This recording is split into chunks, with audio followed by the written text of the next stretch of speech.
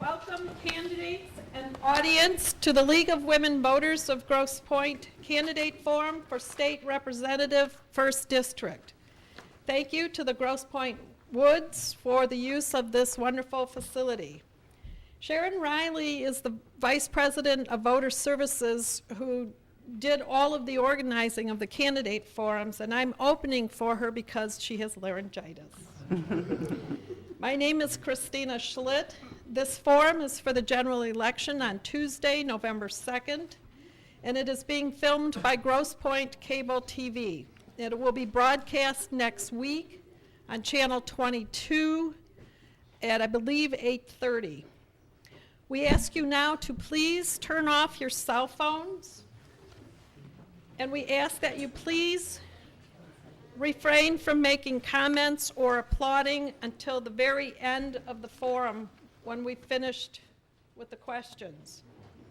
League members will have index cards and pencils for you to write your questions on. Return them to the volunteer and they will submit it to our question sorters in front here. Right now, I would like to introduce Wilhelmina Giblin, President of the League of Women Voters of Grosse Pointe. Thank you, Christina. The League of Women Voters is a national organization. You can't hear me? This microphone is for filming. She'll have to speak out to you. Sorry, I guess I have to start over. The League of Women Voters is a national organization, and our mission is to promote political responsibility through informed and active participation of citizens in government. The League neither endorses candidates nor supports political parties.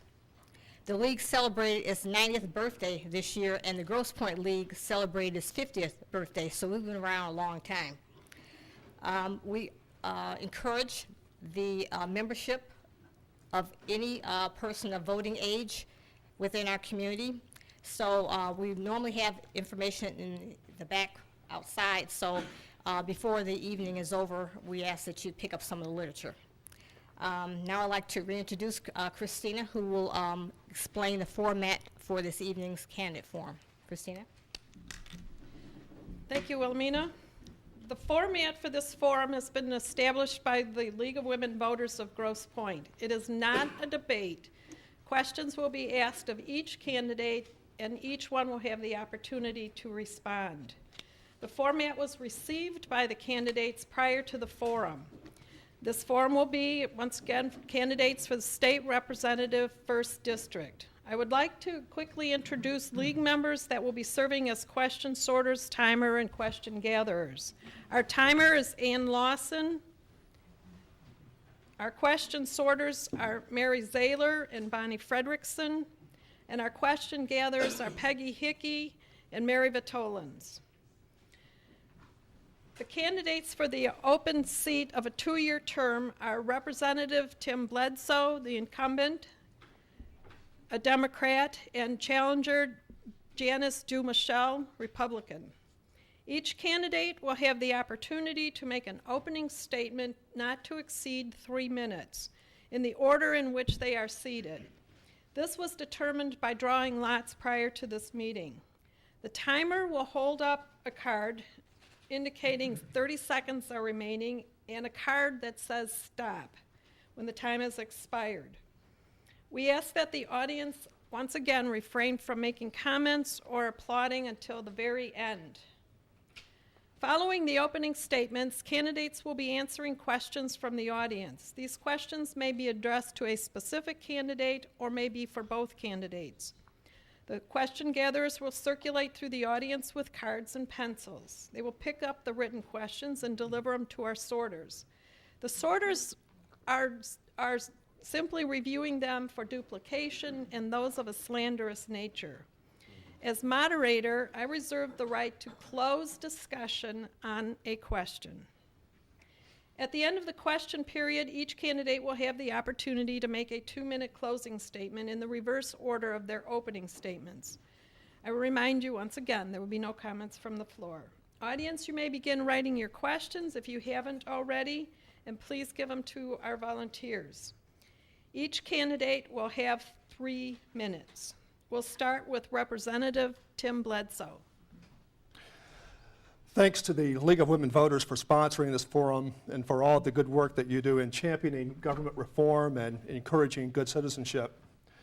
I've run a positive campaign talking about my background and credentials for holding this office, my record of legislative service, and my vision for where Michigan needs to go in the coming years. Through the opportunity of public education, I was able to earn a bachelor's degree and ultimately a PhD and become a college professor. Prior to becoming a legislator, I was a professor of political science for 25 years. My family and I have lived in the same home in Grosse Pointe City for almost 20 years. I am now running my third campaign for office without taking contributions from lobbyists or political action committees.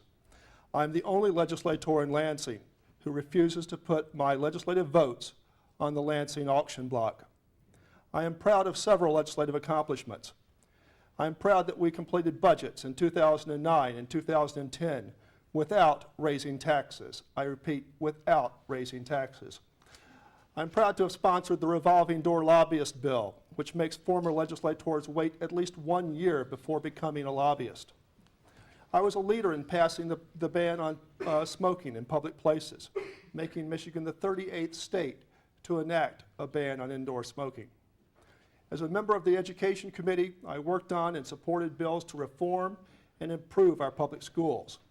One bill I introduced would move Michigan to a 2-year K-12 budget with funding set for both years. I'm a legislative leader in pursuing constitutional amendments to adopt a budget deadline of July the 1st and reform term limits. I'm also proud of the work that I've done to change Lansing's dysfunctional culture. Partisan tribalism grips Lansing today. Bipartisanship is more than an abstract concept to me. It's central to my political thinking.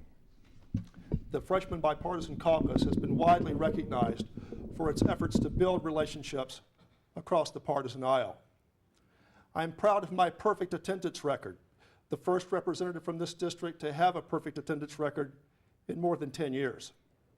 I was the first legislator to recognize the catastrophic threat posed by Asian carp to our Great Lakes and Lake St. Clair and hold a town hall meeting to share information about this invasive species with my constituents. I've held other town hall meetings on the Canadian wind turbines proposed for Lake St. Clair, home foreclosure prevention, home weatherization tips. And just after the Christmas holidays, I held a town hall meeting on the dangerous toxic elements that can be contained in some of our children's toys. I'm here today to ask you to allow me to continue serving as your representative for another term. Thank you. Thank you. Mrs. Janice DuMouchelle. I don't know about you, but I'm tired of watching government at all levels spending like a college freshman with their first credit card. The idea of spend now and worry about how you pay for it later has to stop. The idea that you can fix a problem by throwing money at it has to stop. The idea that taxing people creates revenue or jobs has to stop. Hi, I'm Janice DuMouchelle, and I want to share with you the moment that I decided to run for office. You see, I was sitting at my computer sending an email to my daughter. I don't get to see her much anymore. She lives in Alaska with her husband, who turns out grew up in Northville. Now, the disturbing thing about that is they didn't meet here in Michigan. They met in Alaska. I started wondering just how many other families in Michigan are being torn apart like that. Since I was sitting at my computer, I Googled it. Now, are you ready for this? I found that 44% of all college graduates leave this state as soon as they get their diploma. 44%. Why is that? Do I even have to say? There are no jobs here for them. I guess my family is a little higher percentage than the norm. Out of our 6 kids, just 1 lives in Michigan on a permanent basis. And that is why I decided to run for state rep.